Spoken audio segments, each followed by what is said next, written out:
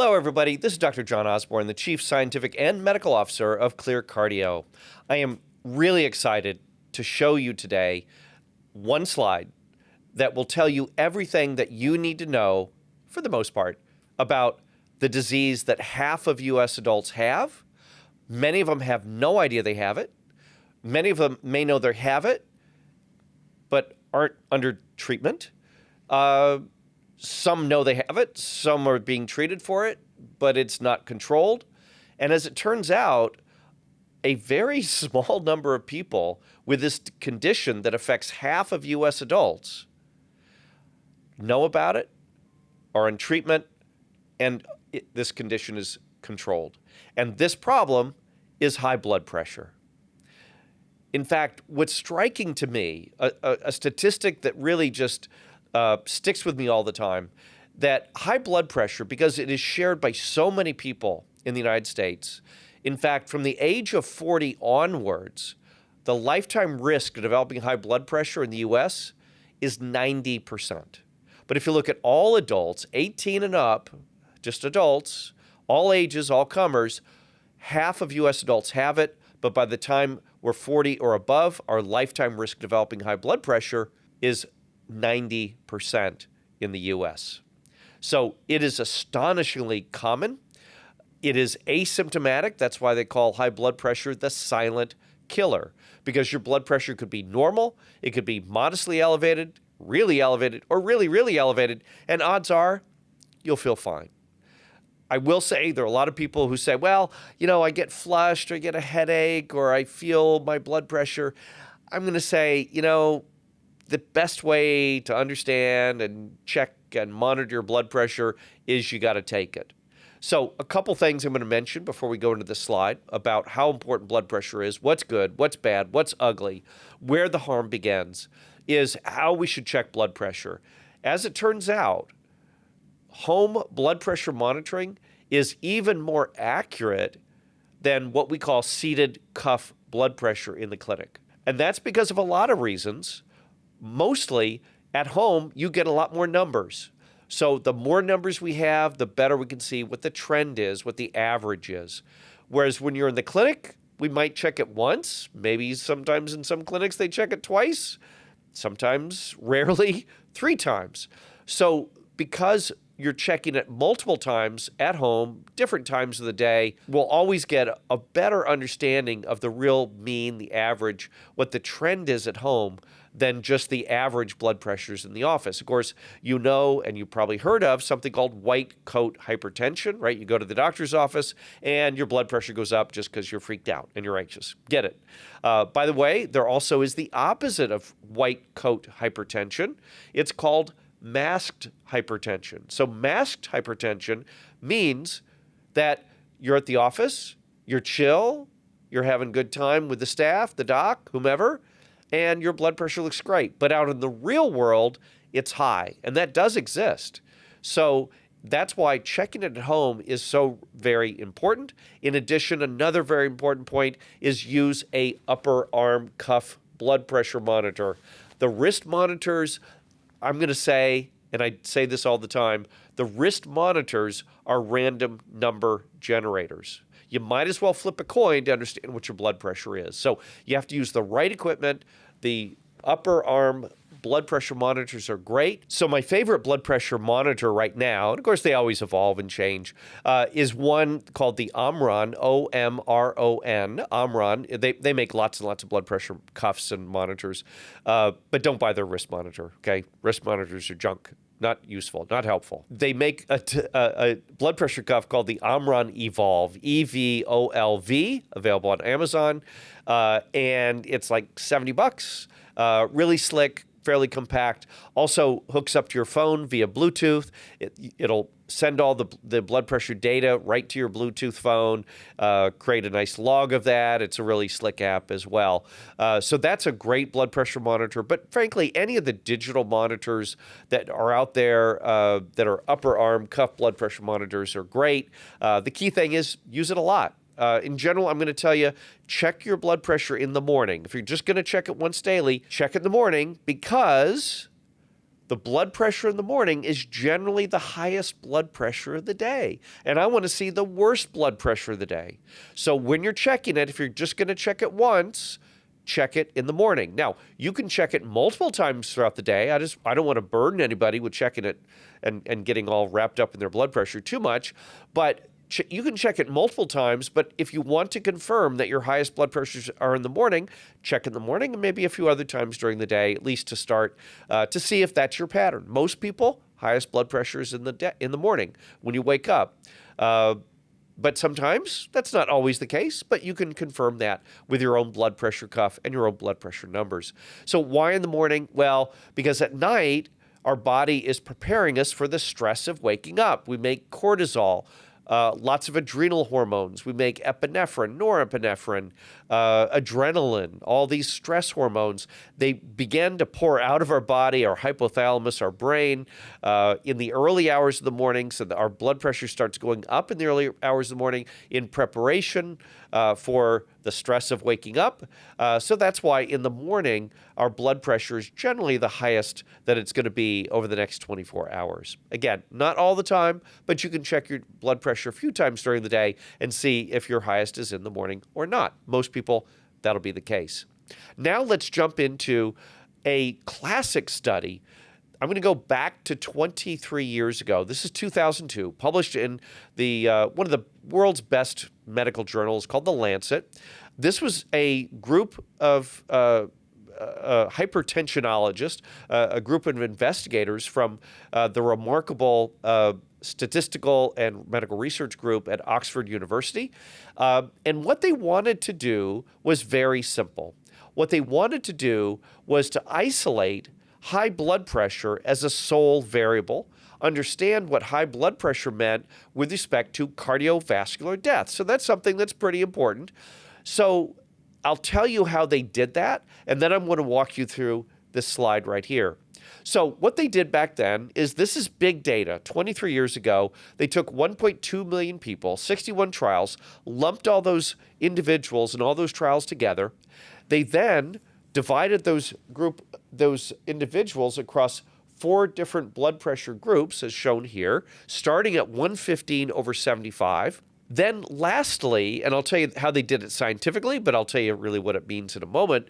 Then lastly, what they did is statistically adjust for all the other risk factors for cardiovascular events, for strokes and heart attacks. So age, sex, blood pressure, cholesterol, diabetes, weight, etc.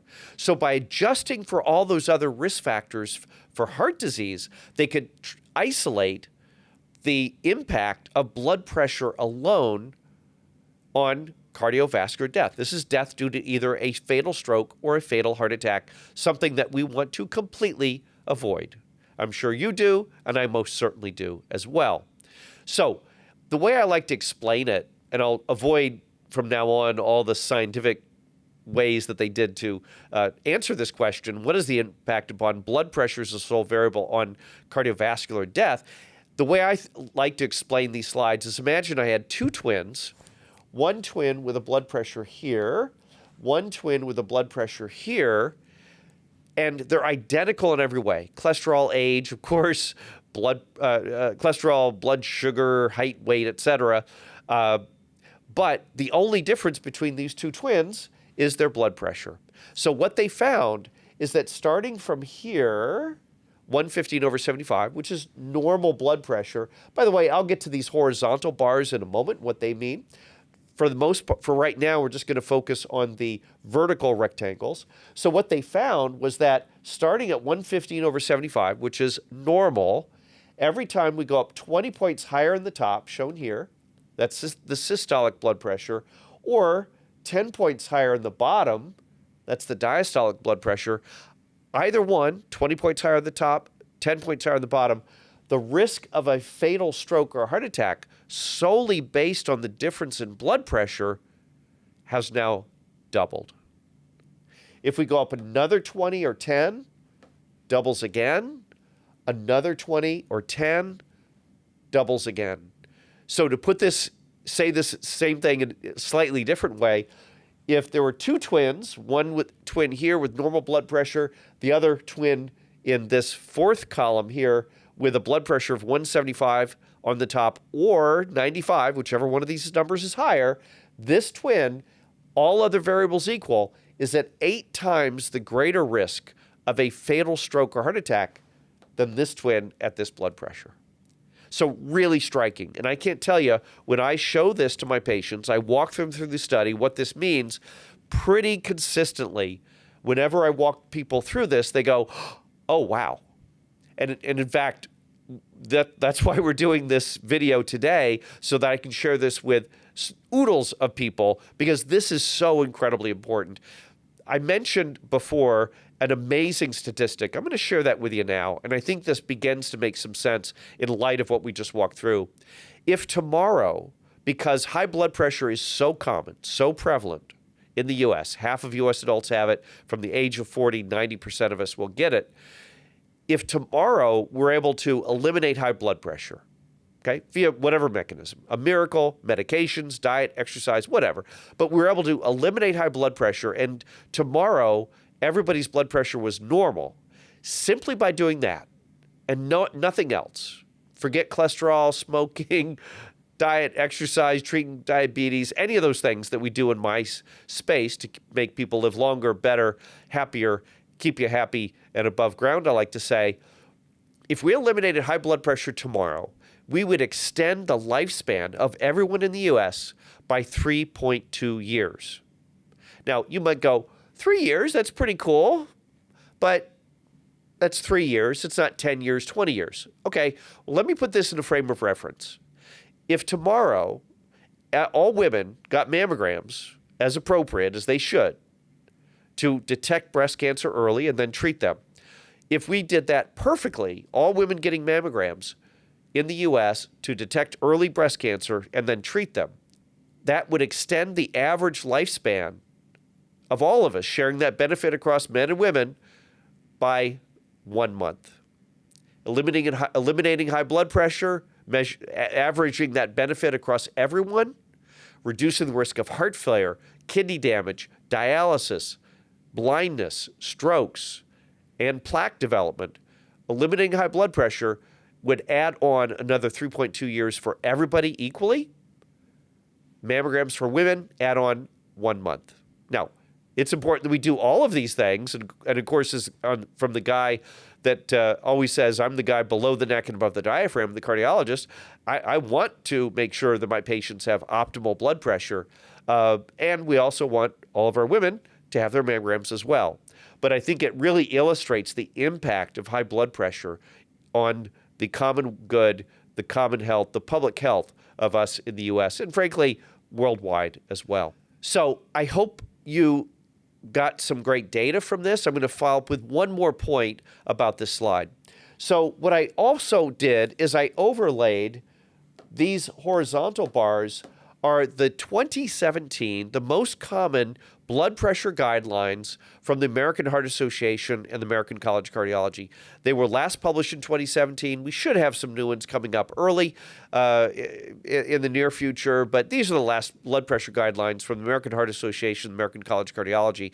And basically what I want to point out is literally for decades, the definition of high blood pressure by guidelines did not start until 140 over 90. So anything below that was not high blood pressure. The big news, 15 years after this study was published in 2002, in 2017, the big news was we lowered the threshold for where high blood pressure started, which is completely appropriate if you look at this chart, to 130 over 80. There's still a lot of confusion about high blood pressure. What is that definition? What is high blood pressure? Where that starts? So let me be startlingly clear, very, very clear. Let me be transparent.